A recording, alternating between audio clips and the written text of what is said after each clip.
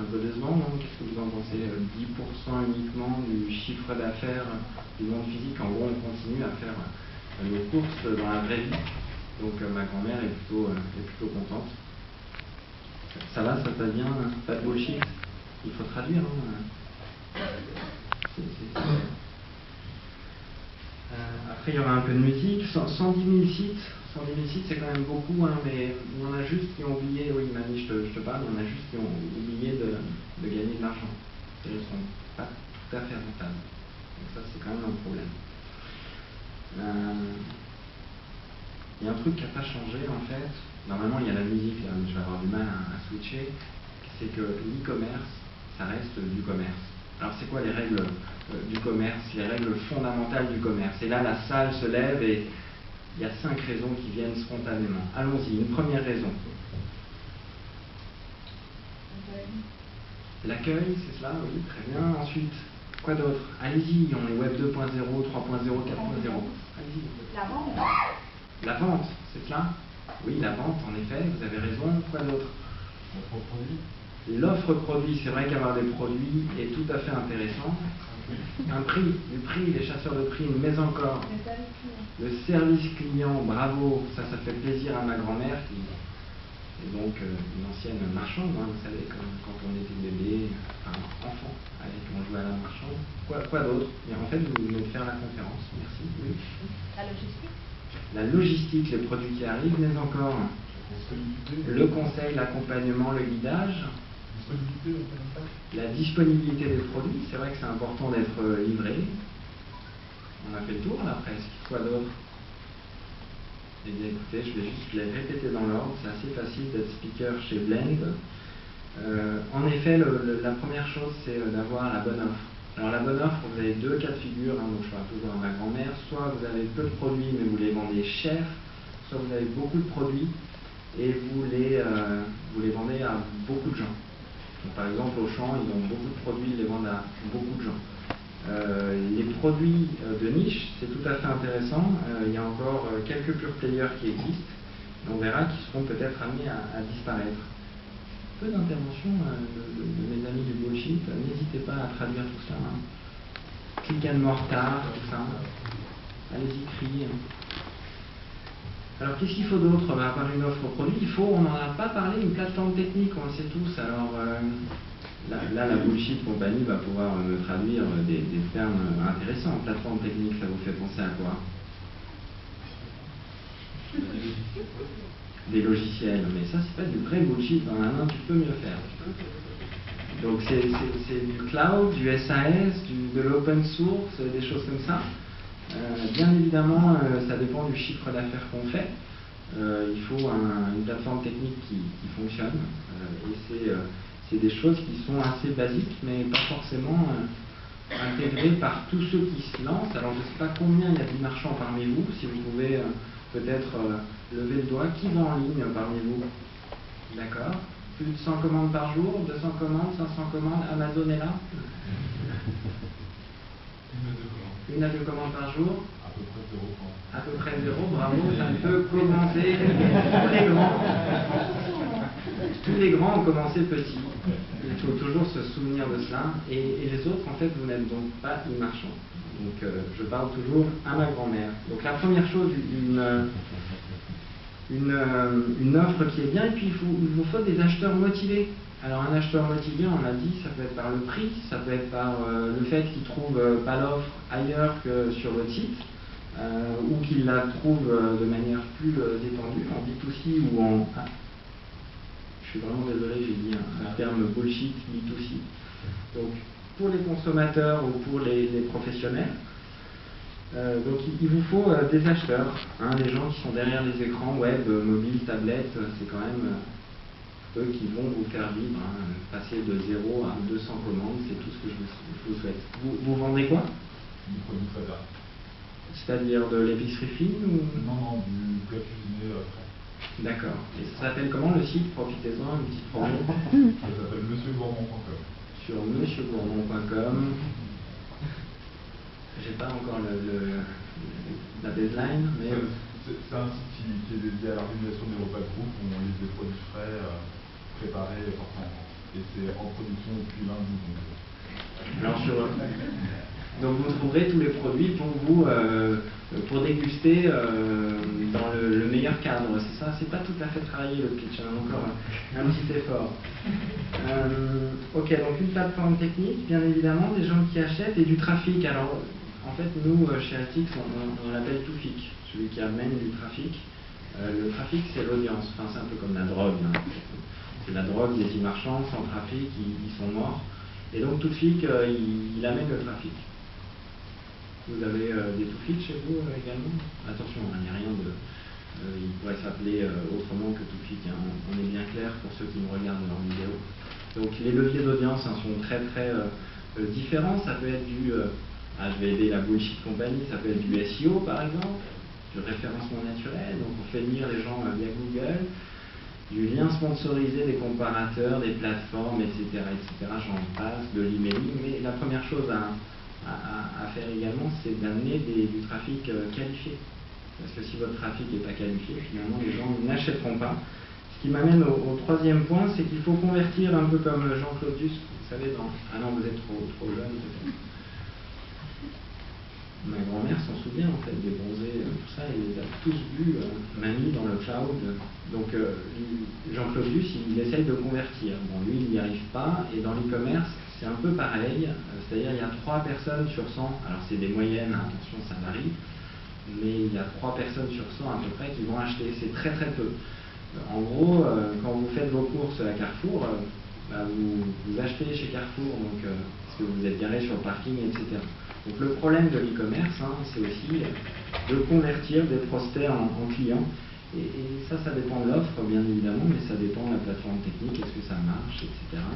Et ça dépend de ce que vous vendez et de ce que vous mettez derrière les produits. Vous pouvez mettre du prix, mais le problème des prix, c'est que si vous avez un concurrent qui les met plus bas, un autre qui les met encore plus bas, enfin, jusqu'où ça va aller, vous allez détruire votre marge, et ça c'est terrible, et après vous finissez au chômage, et non, je rigole.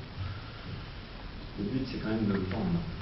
Donc ça c'est les fondamentaux de l'e-commerce. L'e-commerce c'est d'abord du commerce, et c'était, c'est pour ça que j'avais la musique des popis.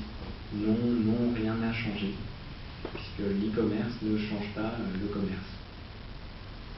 Je sais, c'est pas très drôle, mais... Alors, maintenant c'est chaud, mamie, c'est super chaud l'e-commerce.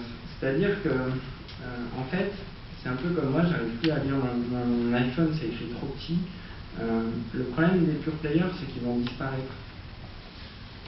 Les pure players, là, c'est un terme bullshit. Donc les gens qui vendent uniquement en ligne, les pure players, ils vont disparaître. Alors peut-être pas tous, mais en gros, Amazon prend 30% des parts de marché de l'e-commerce mondial. Donc ça, c'est quand même plutôt une mauvaise nouvelle pour ceux qui vendent en ligne. Ceux qui vendent de tout, parce que désormais, je ne l'ai pas dit, mais on achète de tout en ligne. Si vous avez besoin d'un portail, je peux vous donner le nom d'un site, Automatisme Online, qui vend des portails en ligne. On achète des chaussures. Mon ami Boris de Sparky, j'achète français. Je ne suis pas allé sur Zalando, qui fait 2 milliards d'euros de chiffre d'affaires. Zalando, lancé il y a 4 ans, fait quand même 2 milliards d'euros. Pas de bullshit. Zalando, c'est pas du bullshit. On ne fait pas la guerre, tout ça, non. Non, mamie, calme-toi, c'est bon, la guerre avec les Allemands, c'est fini. Donc des pure players qui vont disparaître, Amazon qui va prendre de plus en plus de parts de marché, 30% c'est tout à fait important, et du coup des acheteurs et des acheteuses qui ont de plus en plus le sentiment de pouvoir faire baisser les prix sur internet et d'avoir un achat immédiat. Il faut savoir que, je ne sais pas combien, il y a de gens parmi vous qui sont sur Amazon et qui ont un compte premium ou qui achètent une personne. Qui achète sur Amazon parmi vous? Waouh! Là, c'est pour la caméra. Tout le monde a levé la main. Et vous achetez quoi sur Amazon? Tiens, criez fort. Des livres. Des livres. Mais quoi d'autre? Des couches pour bébé, pas cher, oui. Des yappers. Des cadeaux de Noël, vous êtes sûr d'être livré. Quoi d'autre? Électronique. Des appareils électroniques? Les appareils électroniques, ça va faire de la peine à mon ami Discounteo qui vend cela également. Quoi d'autre? Les livres que la FNAC n'a pas en stock. Les livres, alors Tina Chiadorno, si tu entends cette remarque, je vais quand même la faire, c'est parce qu'elle travaille à la FNAC, c'est les livres que la FNAC n'a pas en stock. Donc c'est mon ami Pierre Coll qui a dit ça, tu peux le retrouver sur Twitter et éventuellement. Merci Pierre. Quoi d'autre? Les pièces détachées pour mon dimension pour iPhone. Des pièces détachées pour iPhone. Donc vous avez vu, on pourrait continuer et finalement couvrir une large gamme de produits. La force d'Amazon, hein, Mani, si tu arrives à suivre, Mani, quand même, tout ça, oui, c'est le one click. En gros, ça c'est bullshit. C'est bullshit. C'est bon, ils sont bravo. On peut les applaudir. C'est quand même pas évident, surtout avec moi, de venir sur scène et tout, ils savent pas trop à quoi s'attendre. Donc le one click, c'est quand même une tuerie parce que c'est une tuerie en plus qui est mobile, puisque vous pouvez acheter via mobile en un clic, donc vous pouvez écouter la radio et acheter le livre en même temps, ou ce que j'ai fait récemment, revenir de la salle de bain, voir que votre placard n'a pas assez de chaussettes et faire une commande en à peu près 10 secondes. J'ai fait une infidélité à archiduchesse.com, mon ami Patrice Cassard, qui, je crois, était conférencier à Blend. Donc on peut tout acheter sur Amazon, et ça c'est un vrai risque pour tout le monde, parce que les pure players se retrouvent concurrencés par des gens qui savent livrer, comme l'a dit Madame, je crois, tout à l'heure, en disant qu'une des forces de l'e-commerce, c'était aussi de devoir livrer à temps. Pour ceux qui sont abonnés au compte premium, hein, vous commandez et vous êtes livré en moins d'un jour parfois. Donc parfois c'est le soir même. Donc c'est vraiment le principal inconvénient de l'e-commerce devient quasiment inexistant, puisque le principal inconvénient de l'e-commerce, hein, c'est de ne pas avoir le produit tout de suite. On l'a dit aussi pour Noël, c'est des choses qui sont tout à fait importantes. Voilà, donc ça c'était la pub pour Jeff Bezos. Donc t'as bien fait de lever plein d'argent, de ne pas être rentable pendant à peu près 15 ans et du coup de niquer tout le monde à la fin. Alors, c'est pas bullshit là, hein, c'est à l'anglaise. Alors l'autre mauvaise nouvelle, c'est que sans fonds, j'aurais pu dire sans fric, sans argent, sans moyens, t'as plus rien.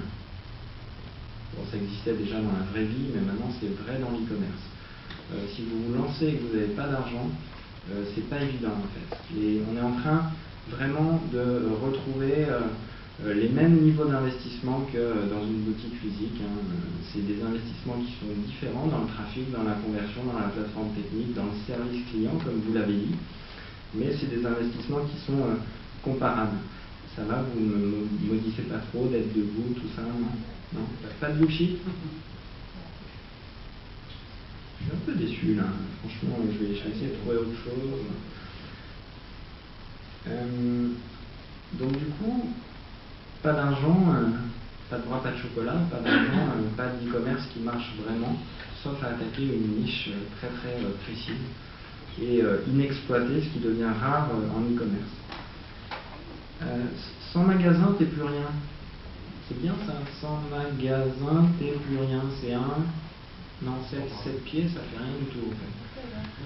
Donc ça c'est une autre grande tendance, hein, cher Mani, de l'e-commerce, c'est que si t'as pas de porte, de magasin, tu n'existes quasiment plus, ou alors il faut être un pure player dans une niche. Ça veut dire, alors la preuve de ça, c'est que tout simplement les 15 premiers e-marchands aux États-Unis sont des retailers, donc sont des chaînes de magasins. Si vous faites rue de la République à Lyon ou les Champs-Élysées ou d'autres avenues plus commerçantes à Paris, vous allez pouvoir voir que toutes les marques se mettent à vendre en ligne. Pourquoi? Parce que c'est tout à fait intéressant finalement d'utiliser le web pour attirer du trafic magasin.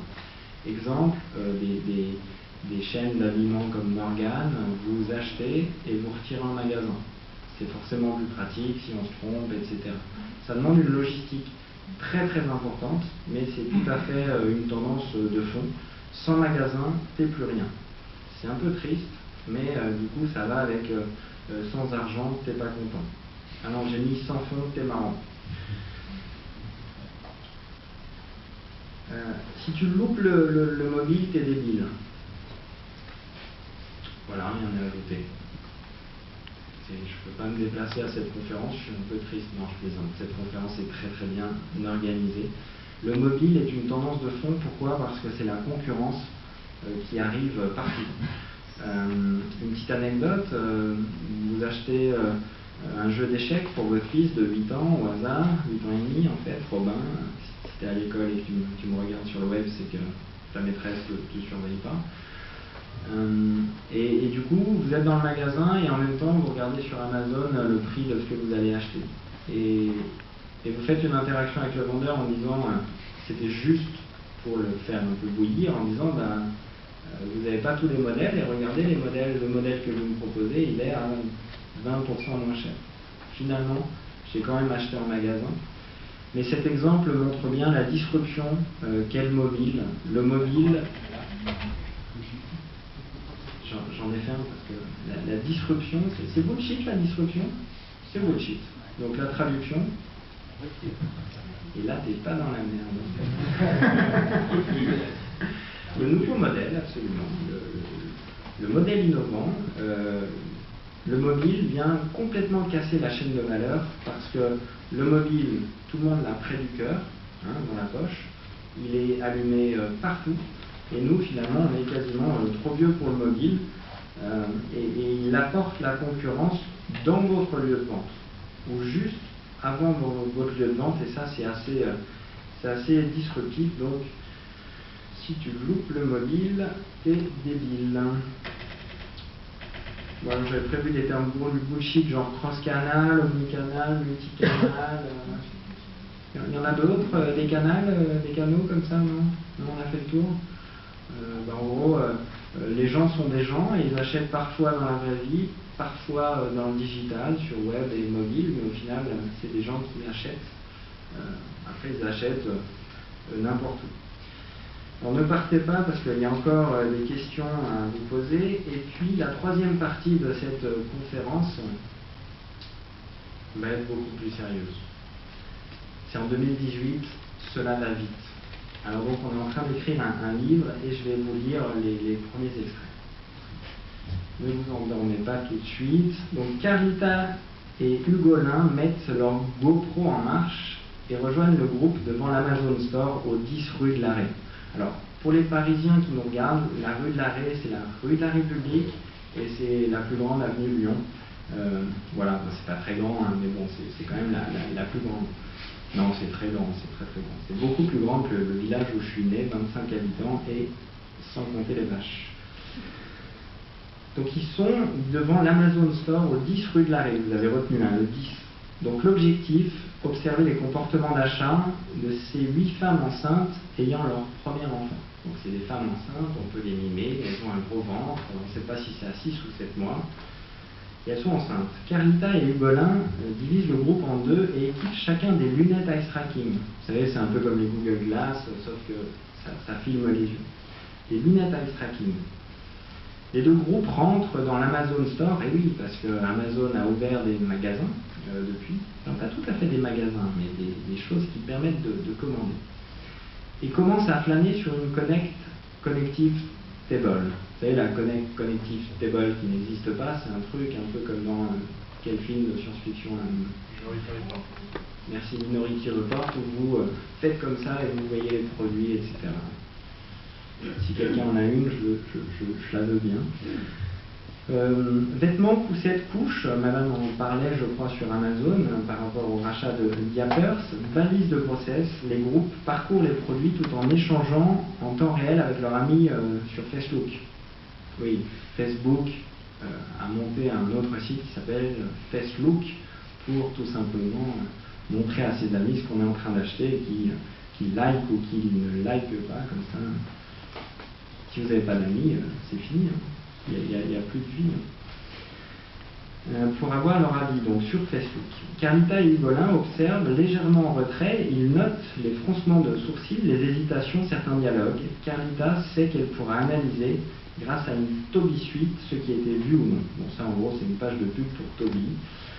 Ah oui, il y a encore de la pub en 2018. Après 30 minutes et 12 achats dans l'Amazon Store, 12 achats. Et oui, le repeat business, c'est tout à fait important, et Amazon sait le faire. Je pourrais presque être sponsorisé par Amazon, je pense. Les deux groupes sortent et se dirigent vers Verbaudet. Si vous voyez une ressemblance avec une chaîne existante, vous vous méprenez. Que ce soit clair, mes amis, d'une enseigne connue. La vendeuse les accueille et les conseille, l'accueil dont vous parliez tout à l'heure. Mais très vite, le groupe sort. 6500 produits disponibles via le showroom connecté chez Verbaudet, mais impossible de connecter son compte G+. G+, Google+, c'est un peu bullshit, hein, mais c'est... Tout le monde connecte Google+, ou vous êtes parfait. Donc, pas de recommandation personnalisée. Laurette, jeune future maman de 25 ans, lâche. C'est l'ancien monde ici. Réplique terrible. Comment veulent-ils nous conseiller s'ils ne savent même pas ce qu'on aime, forcément? Cinglante remarque pour Hugolin, qui se souvient du succès des magasins Verbaudet 5 ans plus tôt. C'est triste hein, comme fin d'histoire, et je vous remercie, j'attends vos questions avec grand plaisir. Merci beaucoup à nos amis et les questions.